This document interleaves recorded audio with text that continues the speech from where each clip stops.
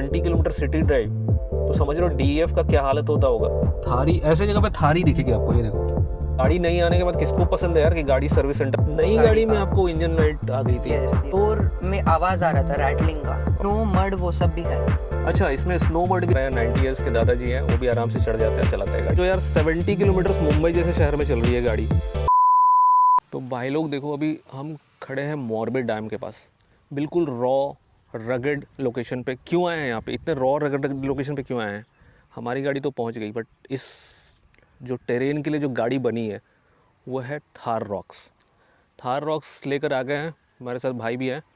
तो आज इसका आपको पूरा यूज़र एक्सपीरियंस बताएंगे, ओनर से रिव्यू देंगे आपको पूरा एज़ इट इज़ अनफिल्टर्ड, क्योंकि हमारे इस वाले सीरीज़ का नाम ही है ओनरशिप अनफिल्टर्ड। तो हमारे साथ किंसुक भाई हैं, आप आ जाइए इधर पे। तो भाई की गाड़ी है, पहले तो आप ये बता दो कि ये कौन सी मॉडल है, कब ली है, ऑन रोड प्राइस क्या पड़ी आपको? ये MX-5 वेरिएंट है एंड इसकी on road price around 21 lakh पड़ी है बिफोर प्री GST। अच्छा, आपने सितंबर में ली है ना गाड़ी? Yes. तो वहाँ पे भी आपने वेट नहीं किया, प्री GST में उठा ली गाड़ी? Yes. ओके। क्योंकि तभी चांस था जब बहुत लोग रुके थे हाँ, गाड़ी लेने के लिए। ओके। तो आपको कुछ डिस्काउंट मिला था वहाँ पे, क्योंकि गाड़ी तो बिक नहीं रही थी सितंबर में? नहीं, नो डिस्काउंट। No discount. और कितनी पड़ी आपको ऑन रोड ये गाड़ी? 21 this is diesel manual. Diesel manual. भाई थार रॉक्स एक ऐसी गाड़ी है ना जो इंडिया के हर यंगस्टर को लेने की मन करता है। मैंने भी सोचा था, मेरे पास अगर दूसरी कोई गाड़ी होगी तो ये रहेगी, क्योंकि मेरे को एक ऐसी गाड़ी चाहिए जो कहीं भी घुस जाए। ये गाड़ी भाई टैंक है, कहीं भी घुस जाती है। तो इंडिया में जो भी है ना, जो भी इंथुजियास्ट है, यंग इंथुजियास्ट है, या फिर कह लो कि जो थोड़े बहुत 40s में, उनको भी मन करता है एक साइड में ये गाड़ी तो अपनी होनी चाहिए।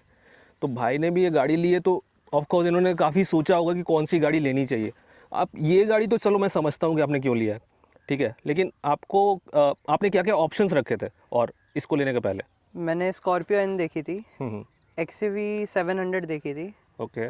और अपनी इनोवा क्रिस्टा देखी थी। तो देखो भाई, ये इन्होंने काफ़ी सही चीज़ बताई। ये चार जो लाइनअप है ना, मेरे को इंस्टाग्राम पे इतने मैसेज आते हैं, इनोवा क्रिस्टा ले लूँ, हाई क्रॉस ले लूँ, XUV ले लूँ, स्कॉर्पियो ले लूँ या थार ले लूँ। स्कॉर्पियो, XUV एंड थार में तो यार आपस में महिंद्रा में इतना फाइट है कि बाहर जाने की ज़रूरत नहीं है।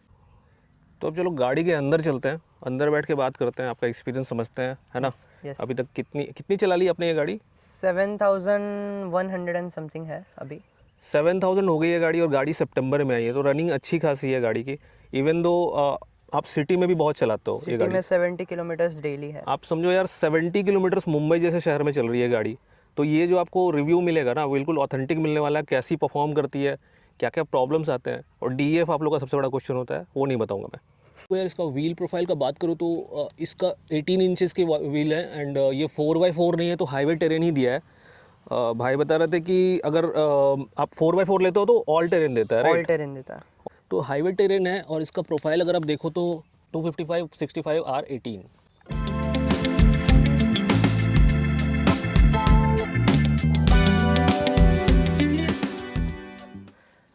ये देखो भाई, गाड़ी अभी स्कॉर्पियो मैंने रिव्यू की थी, उसमें भी ग्रैब हैंडल था, और ये जो रेस्ट है, फुट रेस्ट है, ये डिफ़ॉल्ट लगा रहता है ना इसमें, By default। कंपनी फिटेड रहती है गाड़ी में। और इसमें क्या, ग्रैब हैंडल से आप आराम से इसमें चढ़ने के लिए बहुत इजी होता है। बहुत हाइटेड गाड़ी है, जो ज़्यादा एजेड लोग हैं उनको तो दिक्कत होगी। ये जो एजेड लोग होते हैं ना, उनको भी फिट होना पड़ता है। भाई बता रहे हैं 90 ईयर्स के दादाजी हैं, वो भी आराम से चढ़ जाते हैं, चलाते हैं गाड़ी। तो फिट रहना इंपॉर्टेंट है। तो देखो भाई 7200 चल गई है। तो ये मेरे हिसाब से गाड़ी अभी एक टाइम ही सर्विस हुई होगी, फ्री सर्विस। सेकंड सर्विस तो अभी 10,000 में कराओगे आप। तो यार देखो, इस गाड़ी में बैठ के भी देखो बोनेट कितना विजिबल है यार। मतलब ये जो आपको कॉन्फिडेंस आती है ना ऐसे रोड्स पे, देखो ऐसे रोड्स पे आप कहीं भी चले जाते हो गाड़ी लेकर, क्योंकि आपको दिख रहा है कि बोनेट कहाँ जा रही है, क्योंकि बहुत ज़रूरी होता है। ये तो बहुत ब्रॉड है, अगर आप बहुत संकरे रास्ते में, पतले रास्ते में जाओगे तो भी आपको एक आइडिया लगता है कि गाड़ी घुस पाएगी या नहीं, क्योंकि थार लेके लोग किधर भी घुस जाते हैं, तो चाहिए। तो भाई किंसुक भाई, आप ये बताओ कि ये गाड़ी आप चलाते हो सिटी में, तो ये गाड़ी बनी है मेनली ऑफ रोड के लिए। अभी तो थार रॉक्स थोड़ा सा लग्जरी भी कर दिया है, तो हाईवे में भी मज़ा आती है इसको चलाने में। लेकिन इतनी बड़ी गाड़ी और रगड़ गाड़ी आपको सिटी में कैसा लगता है चलाने में, आपका क्या एक्सपीरियंस है? सिटी में अगर हम ट्रैफिक मैन्यूवर का बोलेंगे जी, तो बहुत इजी है बिकॉज विजिबिलिटी बहुत अच्छी है गाड़ी की। बैक साइड का भी देखना हो तो रेयर व्यू मिरर एंड उसकी प्लेसमेंट्स बहुत इजी है। एंड आगे भी समझो कोई आ भी गया तो रुक जाता है गाड़ी पास होने के लिए। वो क्या है, वो तो गाड़ी का ऑरा है। लोग रुक जाते हैं। इसको टर्न वन लेते रहोगे कहीं पे तो लोग वेट करेंगे, हाँ भाई निकल जाओ। ज़्यादा हॉन्क वॉन्क नहीं करते हैं थार को ज़्यादा। यस। तो इसमें भी आई थिंक ड्राइविंग मोड जो अपने XUV 700 में है वो आ जाती है, जिप जैप जूम, राइट? इसमें है ना ये मोड? स्नो मड वो सब भी है। अच्छा, इसमें स्नो मड भी दिया है आपका, MX5 में भी दिया है। सही है, सही है। तो आप यूज किया कभी ऐसा मड वर्ड में कभी लेकर जा पाए हो अभी तक? अभी तो गाड़ी नहीं है, अभी गई नहीं होगी। और इसमें देख रहा हूँ कि कुछ कुछ बटन्स काम नहीं करते, ये सारे आई थिंक टॉप मॉडल में। ये AX7 और AX7L के बटन्स है। सो अगर वेंटिलेटेड सीट्स होती तो ये दो बटन्स फंक्शनल होते। Okay, but it is not this, so they are just blank. Rocks में भी आपको अभी सनरूफ मिलने लग गया है, ठीक है। और ठीक है, छोटा सा है क्योंकि गाड़ी के हिसाब से सही है। पैनोरामिक अपना मून रूफ जितना बड़ा तो नहीं है XUV जितना बड़ा, बट ठीक है। सनरूफ कौन ही यूज़ करता है? मैं तो यूज़ नहीं करता। आप यूज़ करते हो क्या कभी? ज़रूरत ही नहीं पड़ती यार। तो इसमें 7000 में ये बताओ आप कि अभी तक इस गाड़ी में कुछ इशू आई है? 7000 में आपको ऐसा कुछ लगा है कि कुछ निगल्स हुआ, या फिर आपको चेक करानी चाहिए, अगली सर्विस में जाओगे तो आप चेक कराओगे, ऐसा कुछ आपको फील हुआ है अभी तक इस गाड़ी में? सो फर्स्ट सर्विस जब गई मेरी गाड़ी 2000 किलोमीटर वाली, तो डोर में आवाज़ आ रहा था रैटलिंग का। ओके। एंड बूट का भी जो व्हील है उसमें भी रैटलिंग का साउंड था। अच्छा। जो वो लोगों ने फिगर आउट करके कर दिया रिपेयर। जनरली तो मैं नहीं सुनता हूँ क्योंकि इसका जो डोर है काफ़ी हैवी है ऑलरेडी। रैटलिंग का नॉइज मीन्स कहीं पे कुछ ना कुछ इसका लूज होगा, इस वजह से होगा, राइट। और आप बता रहे थे कि आपने लेने के बाद गाड़ी में कुछ कुछ इशू भी आ गई थी नई गाड़ी में। वो थोड़ा आप बताओ मुझे। सो हम जब डिलीवरी लेने गए थे जी, it was my mom's 50th birthday. Okay. And हमने सब प्रोसीजर किया, साइनिंग किया। जब गाड़ी हैंडओवर कर रहे थे हमें, मैंने जब फर्स्ट टाइम गाड़ी ऑन की पुश स्टार्ट बटन से, तभी मैंने देखा कि इंजन लाइट ऑन है, टेम्परेचर हाई है। नई गाड़ी में आपको इंजन लाइट आ गई थी? Yes yes. वो कितनी चली हुई थी उस समय जब आपको इंजन लाइट आई थी? 49 किलोमीटर। 49 किलोमीटर। फिर क्या हुआ? कंपनी ने क्या बोला आपको? कंपनी बोले कि पहले हम सर्विस सेंटर लेके जाते हैं गाड़ी को। ओके। आप चला के लेके जाओ सर्विस सेंटर। हाँ। हम चेक करेंगे उधर गाड़ी, स्कैन करके एग्जैक्टली इशू क्या है। फिर हम रिजोल्यूशन दे सकते हैं। ओके। तो क्या फिर मतलब कुछ था, या फिर ऐसा कुछ कभी कभी क्या होता है सेंसर्स लूज होते हैं, ऐसा कुछ हो जाता है तो भी ऐसा आता है? सो वो बोले कि जो टेम्परेचर सेंसर का वायर था, अच्छा, वो क्लैंपिंग से निकल गया था बाहर। अच्छा, ओके। बट ऐसा कोई इशू नहीं था गाड़ी में? इशू नहीं था, but even though they change the whole wiring. उन्होंने पूरी वायरिंग बदल दी गाड़ी की, उधर की वो पार्ट की, ताकि वो सिर्फ एक वायर चेंज ना करना पड़े। तो ये कितने दिन में दे दिया आपको ये वाला इशू सॉल्व करके जो लाइट वाइट आ रहा था? तो मैंने 6 सितंबर को गाड़ी दी थी और 21 सितंबर को मुझे वापस मिली है गाड़ी। भाई देख लो, ये देखो यार, महिंद्रा में मैं बोलूँगा, महिंद्रा के बारे में लोग बोलते भी है ना, चली तो चांद तक नहीं तो शाम तक। तो वो वाली चीज़ है यार कि आप यार 6 सितंबर को भाई ने अपने मम्मी के बर्थडे पे गाड़ी ली, और गाड़ी नहीं आने के बाद किसको पसंद है यार कि गाड़ी सर्विस सेंटर में आप खड़ी कर दो? वो भी प्री जीएसटी उठाई थी। प्री जीएसटी उठाई थी क्योंकि उनको डेट बहुत स्पेसिफिक था। ये 10-15 दिन और रुकते तो लाख 1.5 लाख रुपए बचा सकते थे। तो आप समझो कि मतलब ऐसे में भी कस्टमर को प्रायोरिटी नहीं दे पाया। उसका रीज़न मैं बताता हूँ कि महिंद्रा क्या है, गाड़ी बेचते जा रही है और उन्होंने सर्विस एक्सपेंशन कुछ किया नहीं है। अभी मैं सर्विस के लिए जाता हूँ, इतनी भीड़ लगी रहती है गाड़ियों की कि वो जाते से ही बोल देते हैं कि भाई आपको आज गाड़ी नहीं मिलेगी। आपको बहुत प्लान करके निकलना पड़ता है कि एकदम सुबह पहुँच जाओ और आप वहाँ पे बैठे रहोगे, करवाओगे, तब आपको सेम डे गाड़ी देंगे, नहीं तो देते भी नहीं है। देखो यार, आगे देखो टेरेन दिख रहा है, इस पर गाड़ी आपको चला कर बताते हैं कि कैसा फील होता है 4x2 में। 4x2 में 4x4 ऐसे भी जो रखते हैं उसको एंगेज करने की बहुत कम जगह पे ज़रूरत पड़ती है। एकदम ही गाड़ी फंस जाती है तो लोग यूज़ करते हैं, क्योंकि 4x4 ना बहुत लोग लेके घूम रहे हैं, कभी आज तक यूज़ भी नहीं किया है। यस। चलो भाई चलते हैं, एक प्रॉपर राइड लेते हैं। यहाँ पे हमने लोकेशन भी ऐसा सेलेक्ट किया है कि थोड़ा यहाँ पे मज़ा ही आएगा गाड़ी चलाने में। भाई देखो कितने आराम से उठती है गाड़ी, कुछ आपको, और यहाँ पे ना आपको पूरा जर्क भी नहीं आ रहा, कितना ज़्यादा वहाँ पे उबड़ खाबड़ था। ये देखो आराम से चढ़ जाएगी।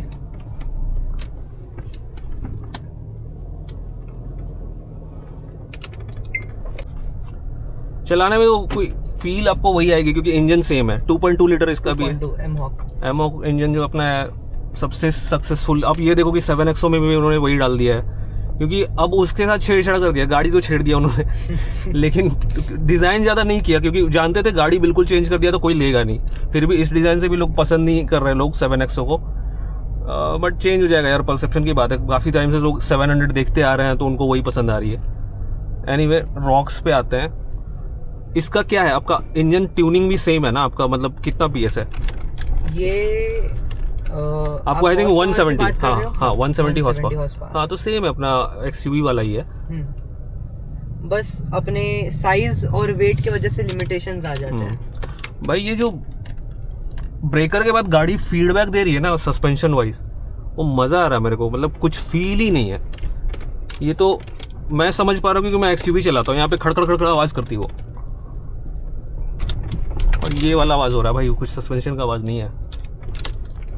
आप बताओ, मतलब इस गाड़ी में मुझे लगता है कि पैसेंजर सीट पे बहुत कम ही बैठते होगे आप। नहीं, कभी नहीं बैठा। तो आप अकेले ही घूमते हो जनरली इस गाड़ी पे? Generally yes. तो कैसा, मतलब आपका क्या फीडबैक है पैसेंजर सीट पे बैठकर, आपको कैसा लग रहा है अभी? अभी उतना तो इफेक्ट कुछ लग नहीं रहा, बिकॉज मेरे पास 3 डोर थार भी है, 4x4 वाली पेट्रोल। हाँ। सो उसमें जो जर्क आता है वो इसमें काफी कम हो गया है। हाँ। So I feel it's a lot of improvement on Mahindra's side. यहाँ पे देखो भाई, सारे राइडर आ चुके हैं, इनको पास दे देते हैं। थारी, ऐसे जगह पे थारी दिखेगी आपको, ये देखो। और आगे से थोड़ा आगे जाके यूटर्न ले लेंगे, क्योंकि हम सोचे थे लेक पे उतर जाएंगे, लेक पे उतरने का रास्ता मिला नहीं, सारा बंद कर रखा है। ये तो फैक्ट्री फिटेड है ना आपका? Yes. ठीक है, क्लैरिटी तो सही है। तो आप बता रहे थे ग्लव बॉक्स में इसका कुछ तो आपको स्टोरेज का इशू आता है। तो इसमें इशू क्या है कि महिंद्रा ने जो बुकलेट दी है उनकी और फोल्डर लेदर वाला, वो खुद इनके ग्लव बॉक्स में फिट नहीं होता।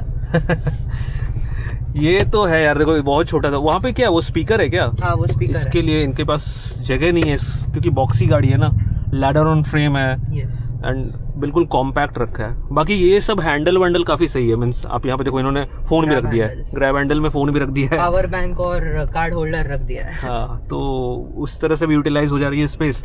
अदरवाइज भी पैसेंजर सीट अगर ऐसे रोड पे है तो आराम से यूज भी कर सकता है पकड़ कर। ये आप ये बताओ, ये गाड़ी में कभी फैमिली के साथ ट्रैवल की हो? यस, बहुत बार। अच्छा यार, इसके सस्पेंशन से बहुत ज़्यादा इम्प्रेस हो रहा हूँ, क्योंकि बिल्कुल भी साउंड नहीं है, कितने जोर से भी जा रही है गाड़ी गड्ढे में। तो इनफैक्ट बहुत साइलेंट है इनसाइड द केबिन। बिल्कुल, आप लग रहा है पेट्रोल इंजन चला रहे हो कुछ, बहुत इनका रिफाइनमेंट बहुत अच्छी है। तो आप बता रहे थे फैमिली के साथ ट्रैवल की हो, तो कैसा है उनका बैक सीट का जो कंफर्ट है, कैसा उनका एक्सपीरियंस कैसा था? अगर मैं रीसेंट ट्रिप की बात करूं, 550 किलोमीटर्स मैंने किया था। ओके।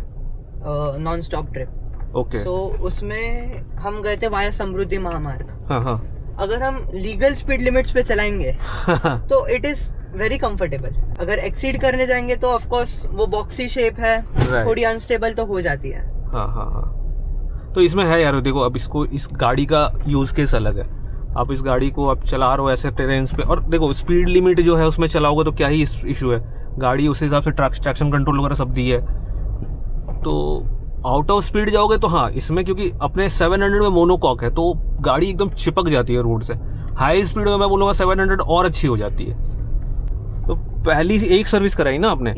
तो कैसा लगा आपको, एक्सपीरियंस कैसा रहा फर्स्ट सर्विस का? वो तो महिंद्रा के साथ हमारे बहुत इश्यूज हुए थे गाड़ी लेने के टाइम, इसलिए वो लोगों ने थोड़ा प्रीमियम दिया मुझे। अच्छा, प्रेफरेंस। तो वैसे तो अच्छी थी।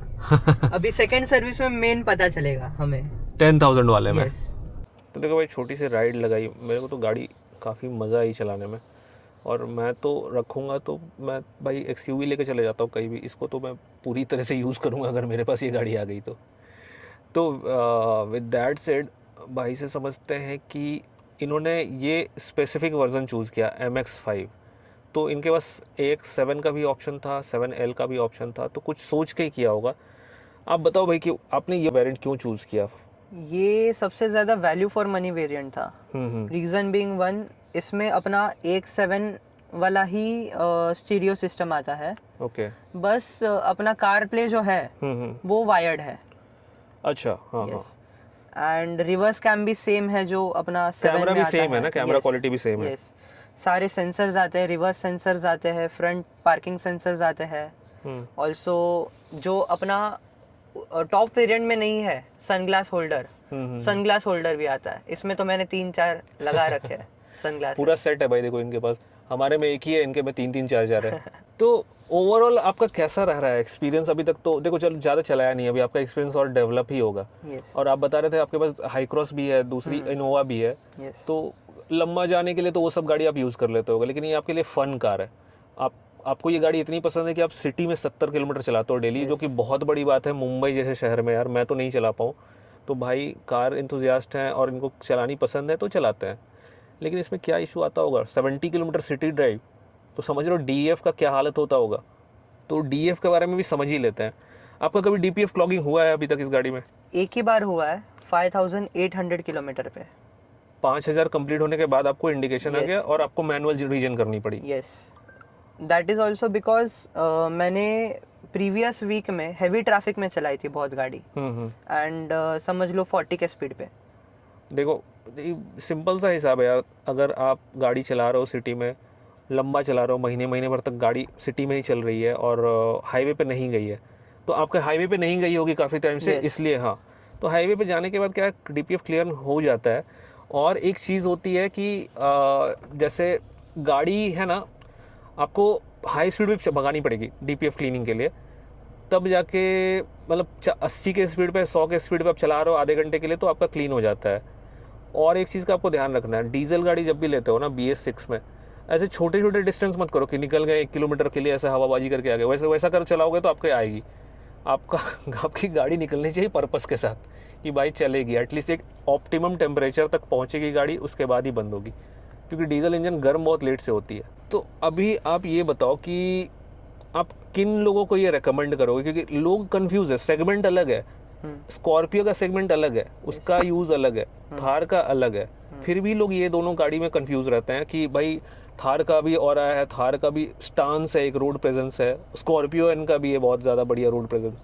तो और इसी बीच में लोग XUV को भी घुसा देते हैं, लग्जरी गाड़ी को भी। तो आप क्या बोलोगे, मतलब किस तरह से रेकमेंड करोगे, किन के लिए बनी है ये गाड़ी?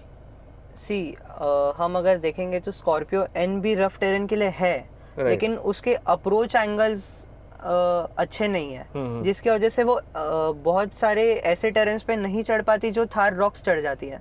करेक्ट। सो ये रिकमेंडेड उनके लिए है जो कभी कभार थोड़ा एडवेंचरस भी होना चाहते हैं, अलॉन्ग विथ अपना SUV ladder on frame chassis. तो देखो यार वही है, काफ़ी सिंप्लीफाई कर दिया भाई ने कि सब गाड़ी का अपना अपना यूज़ होता है, अपनी प्रेफरेंस होती है। लास्ट में जाकर आपको अपनी चॉइस खुद ही करनी है। किसी को आकर मैं नहीं बता सकता कि आप ये गाड़ी ले लो। गाड़ी दोनों अच्छी है, लेकिन आपका यूज़ क्या है, दूसरे के बातों में आके गाड़ी नहीं लेनी चाहिए, अपना यूज़ समझना चाहिए और उस हिसाब से चूज़ कर सकते हो। थार रॉक्स तो यार देखो बहुत, थार तो इतनी सक्सेसफुल है इंडिया में।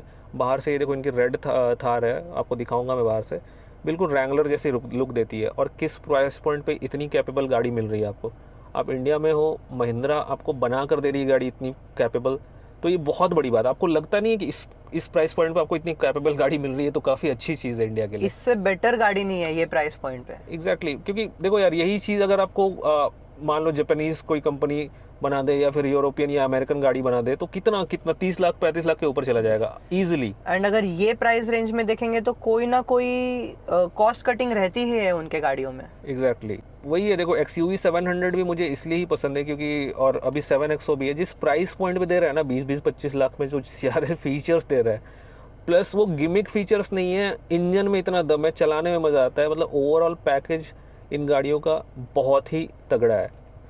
तो विद दैट सेड यार, चलो इस वीडियो को यहीं पे एंड करते हैं। Take care, have fun, drive safe, enjoy your life, bye.